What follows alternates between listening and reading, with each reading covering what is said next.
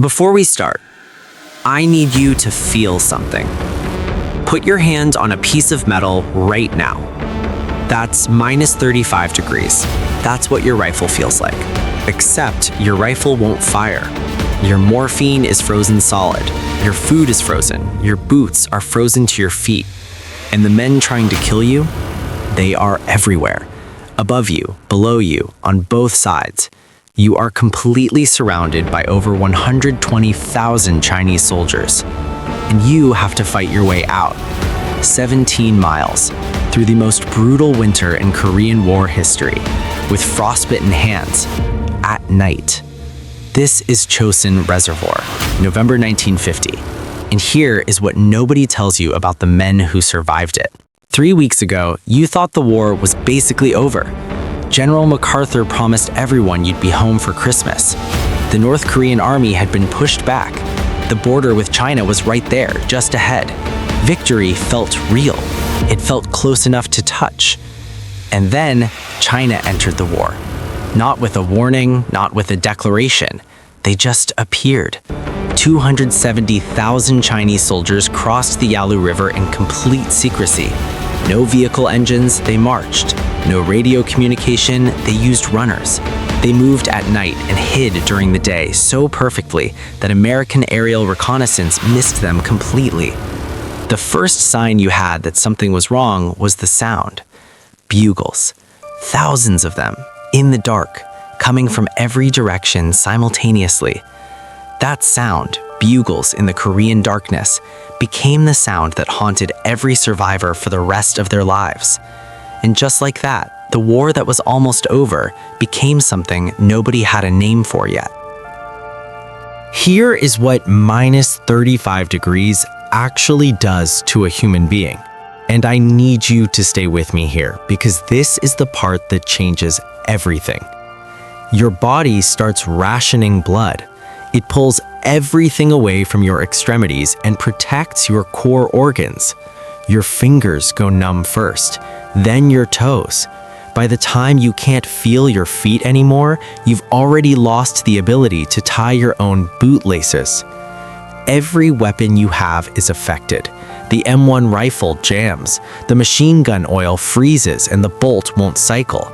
Grenades become unreliable, and morphine, the one thing that could help the wounded, freezes solid in its syrettes, so medics hold them in their mouths to thaw them before use. Held them in their mouths. Rations freeze so hard you can't bite through them. Men learn to put C-ration cans inside their clothes against their skin to thaw them enough to eat.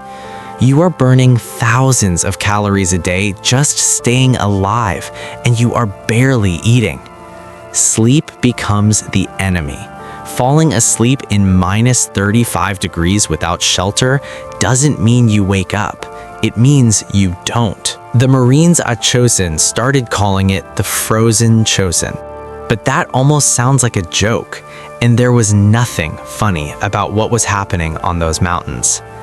The Chinese attack at night, always at night, and here is why that matters more than you might think.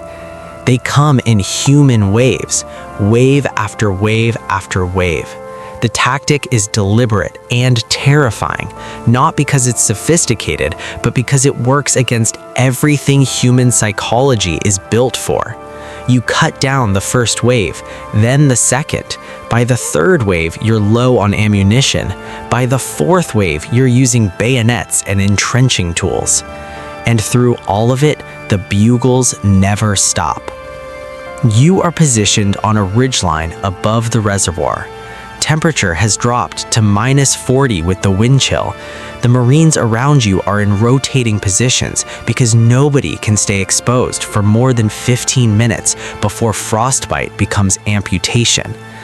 At 2 a.m., the bugles start.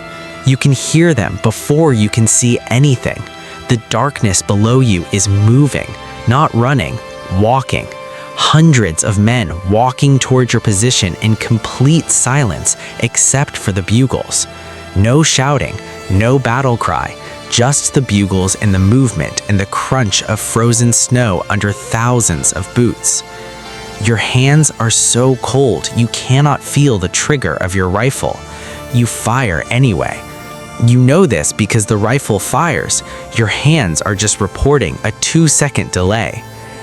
The attack lasts 4 hours. When the sun comes up and you can finally see the ground below your position, you understand for the first time what you survived the night before. And some of the men beside you are sitting upright in their fighting positions, frozen solid, eyes open, still facing the enemy. They died at their posts, and the cold preserved them exactly as they fell. December 1st, 1950. General Oliver Smith gives the order. Not retreat. He specifically refuses to use that word. He calls it an attack in a different direction. 17 miles. Hagaru-ri to Hungnam, through Funchalen Pass, a narrow mountain road with a 1,000-foot drop on one side and Chinese positions on every ridgeline above it. And there is one more problem.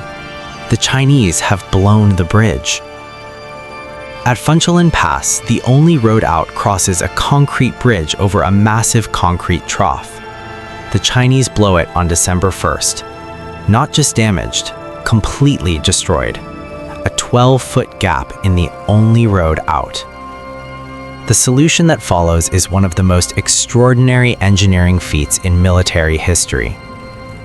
The US Air Force drops 8 treadway bridge sections by parachute in the mountains of North Korea, in a blizzard, to a specific blown bridge on a mountain road.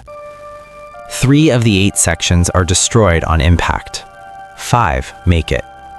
5 is exactly enough. Marines and engineers assemble the bridge under fire in minus 35 degrees with frostbitten hands. The convoy crosses. The breakout takes 78 hours of continuous fighting. 17 miles in 78 hours. Every ridgeline contested, every valley a potential ambush.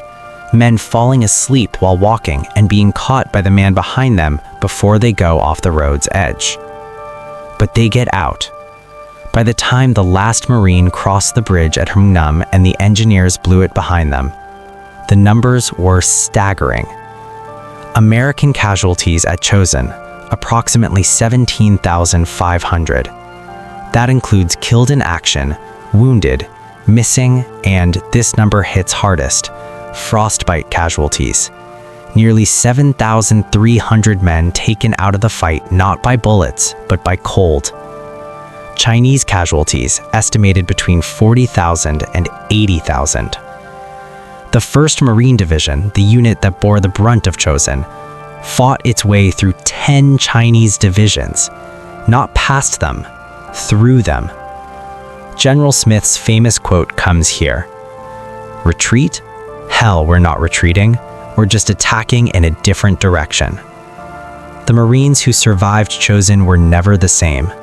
Not in the broken way, in the way that only comes from being tested at the absolute edge of what a human being can endure, and finding out you can endure more than you thought. The Chosin Reservoir campaign lasted exactly 17 days.